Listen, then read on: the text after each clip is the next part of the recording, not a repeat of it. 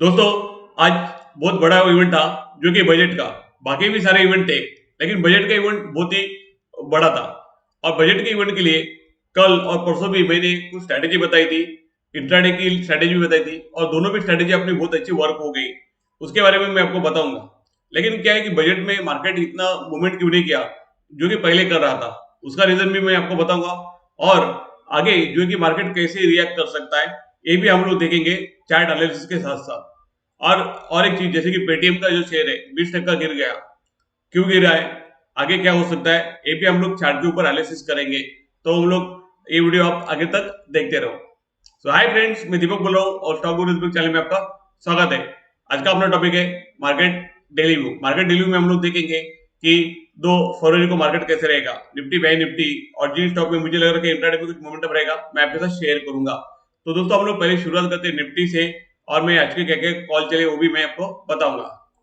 तो दोस्तों, जैसे मैं बताता हूँ कि बजट का दिन था आज, और बजट के दिन में ज्यादा ट्रेडिंग करने से थोड़ा बजट भी एंजॉय करो और बजट भी देखो। तो हमने भी हमारे स्टॉक गुरु दीपक एकेडमी में बजट भी एंजॉय किया था, तो उसके कुछ तस्वीरें हैं मैं आपको दिखाना चाहता हूँ, यहाँ पे आप देख सकते हो। और उसके बाद हम लोग एनालिसिस करने को आते हैं डायरेक्टली कि मार्केट की। तो मार्केट के बारे में मैंने आपको कहा था कि ये जो मोमेंटम कर रहा है मार्केट, उसका मतलब क्या होता है कि कोई इवेंट है तो उसके पहले हर चीज डिस्काउंट हुआ है, तो उस दिन मार्केट नहीं वर्क होगा। इसके बारे में मैंने आपको स्ट्रैटेजी भी बताई थी। तो वो कल क्या स्ट्रैटेजी बताई थी, यहाँ पे देखते हैं। तो मैंने आपको जो है कि कल स्ट्रैटेजी बताया था और कल और परसों भी बताया था। और ये जो है कि शॉर्ट ट्रायंगल करके स्ट्रैटेजी था, उसमें मैंने आपको क्या कहा था कि सेल कॉल 21,950 का कॉल ये सेल के लिए बताया था, और 21,550 का पुट जो है कि सेल पे बताया था।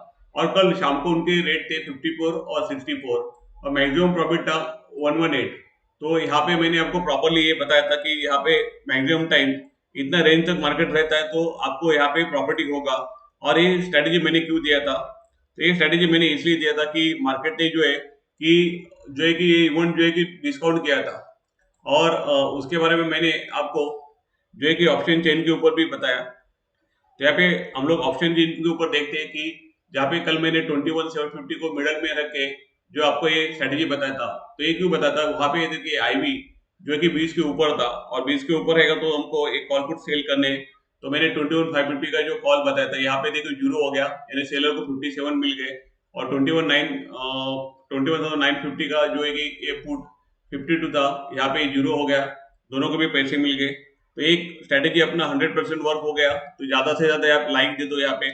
दूसरा मैंने स्ट्रेटेजी कहा था इंट्राडे में कि जैसे बजट होता है तो बजट के बाद मार्केट थोड़ा यहाँ पे नीचे आएगा, तो यहाँ पे जो बजट था ए टाइम पे जल्दी हो गया 12 बजे, और उसके बाद देखो एक मार्केट ने बहुत बड़ा स्विंग मारा यहाँ पे, बहुत ही अच्छा स्विंग मारा। और यहाँ पे एक फुट का हमको ट्रेड लेने को मिल गया। अब यहाँ से मार्केट स्विंग मारता है तो यहाँ पे नजदीक वाला सपोर्ट ये हमको टारगेट रखना चाहिए। ये सपोर्ट मैंने यहाँ पे आपको ऑलरेडी दिया होगा। यहाँ पे अगर आप कल का वीडियो देखोगे तो यहाँ पे ये है, तो ये मैंने आपको लेवल दिया था। तो ये हो गया कि अपने दोनों भी टारगेट हो अचीव हो गए। और अभी हम लोग जैसे कि टेक्निकल एनालिसिस और डेटा, उसके ऊपर हम लोग अच्छी तरह ये कर सकते हैं। अभी बजट हो गया तो आगे क्या हो सकता है, तो क्या मार्केट यहाँ पे रुक गया तो कल भी यहाँ पे रुक सकता है। देखिए, बजट के लिए बहुत सारे लोगों ने अपने जो है कि ये बनाए थे, जो बोलते हैं ना स्ट्रेटेजी बनाए थे। तो उसके वजह से क्या हुआ कि बजट के दिन में इसमें एक दबाव आया था कि ये लेवल पे क्लोज हो जाए, उसके ऊपर प्रेशर आया था।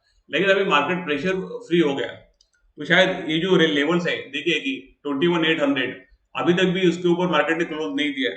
कल शायद दे भी दे, अगर उसके ऊपर देता है तो फिर मार्केट एक पॉजिटिव साइड जा सकता है। मार्केट के लिए वही लेवल रहेगी 21,500, यहाँ पे सपोर्ट है, और वही मार्केट के लिए सपोर्ट हो सकता है। तो हम लोग कल इंट्राडे में भी कैसे ट्रेड करेंगे देखेंगे, और आज का इंट्राडे का भी यहाँ पे हम लोग चार्ट देखते हैं। तो जैसे मैंने कहा था कि मार्केट एक जो है कि पहले कितना भी मूवमेंट करने दो, बजट के दिन मूवमेंट नहीं करेगा, और किया भी नहीं। और देखो कि हर एक अपने लेवल जो है कि इंटैक्ट है। तो नीचे मार्केट का 21,685 यहाँ पे सपोर्ट है, और 697 में यहाँ पे मार्केट क्लोज हुआ है। अगर इसके नीचे इंट्राडे जाता तो हम लोग यहाँ पे सेल करेंगे। बाइंग के लिए नजदीक वाला लेवल लेते हैं, 21,748 के ऊपर जाता तो हम लोग इंट्राडे में यहाँ पे बाई कर सकते हैं। बाकी नीचे और ऊपर आपको लेवल दिख रहा है, वो आप सपोर्ट और रेसिस्टेंस की तरह देख सकते हो, यानी यहाँ पे कोई बुलिश आया, यहाँ पे कोई बेरिश कैंडल है, तो आप वहां पे ट्रेड ले सकते हो। नेक्स्ट हम देखेंगे बैंक निफ्टी।